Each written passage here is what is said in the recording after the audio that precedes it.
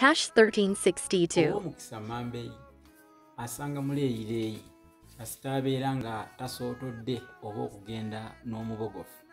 Nze Musisi Bosa Geoffrey Munawusiro naye mbajjukiza nti ku WhatsApp +27684285543 ofuna ekitabo Lulasange ne mu Angelina Bookshop mu Kampala mwekiri ne mu New Styles kumpi ne Park Enkani. Kigule kibeere mu nnyumba yo.